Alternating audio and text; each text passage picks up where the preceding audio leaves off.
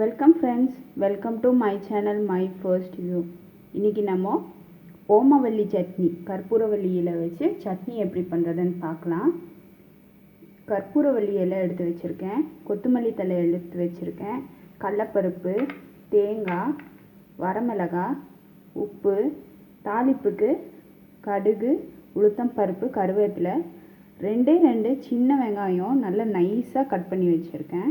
இப்போ எப்படி பண்ணுறதுன்னு பார்க்கலாம் வாங்க. ஒரு கடாய் வச்சுருக்கோம், அது ஹீட் ஆனதும் கொஞ்சமாக எண்ணெய் விட்டுக்கலாம். இப்போது அதில் கடலப்பருப்பு சேர்த்து லைட்டாக வறுத்துக்கலாம்.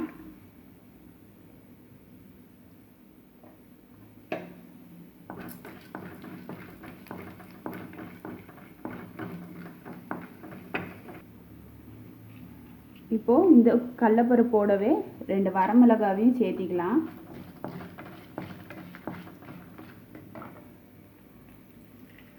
இப்போது இந்த ஓமவல்லி இலை, கற்பூரவல்லி இலையை சேர்த்திடலாங்க.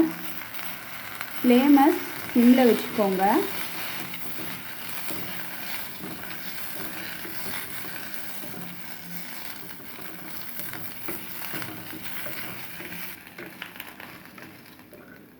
இந்த கற்பூரவல்லி இலை வதங்கினதும் லைட்டாக வதங்கினா போதும், ஓவராக வதக்க வேண்டாம்.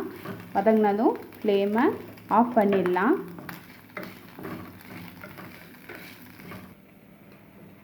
மிக்ஸி ஜார் எடுத்துக்கலாம். அதில் ஃபஸ்ட்டு தேங்காவை கட் பண்ணி போட்டுக்கலாம்.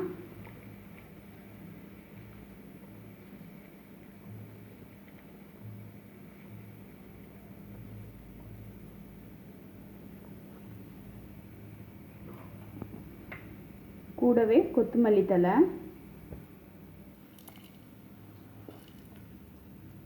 நம்ம வறுத்து வச்சுருக்க கடலப்பருப்பு, வரமிளகாய், ஓமவல்லி இலை, இது எல்லாத்தையும் ஜாரில் போட்டு உப்பு போட்டு நல்லா ஒரு பேஸ்ட்டாக அரைச்சிக்கலாம்.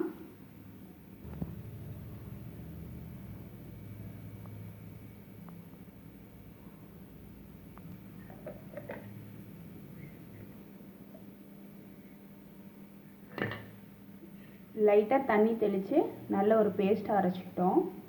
காரம் பார்த்திங்கன்னா ஓமவல்லி இலையிலேயே நேச்சுராகவே காரம் இருக்கும், அதனால் மிளகாய் வந்து பார்த்து சேர்த்திக்கோங்க.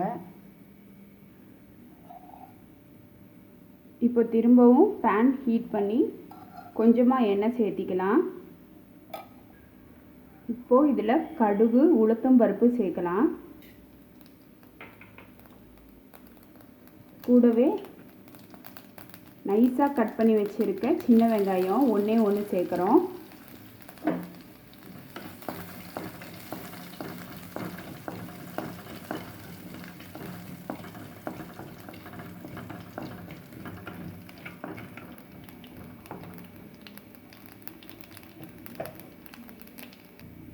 இந்த வெங்காயம் லைட்டாக கோல்டன் கலர் வந்ததும் கருவேப்பிலையை சேர்த்திடலாங்க. ஃப்ளேமை ஆஃப் பண்ணிடலாம்.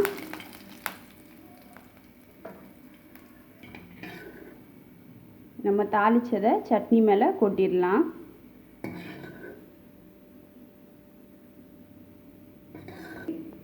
உங்களுக்கு இந்த டேஸ்டியான ஹெல்த்தியான கற்பூரவல்லி சட்னி பிடிச்சிருந்தால் லைக் பண்ணுங்கள், ஷேர் பண்ணுங்கள். மறக்காமல் மை ஃபர்ஸ்ட் வியூவை சப்ஸ்கிரைப் பண்ணுங்கள். பெல் ஐக்கானை கிளிக் பண்ண மறந்துடாதீங்க. தேங்க்யூ.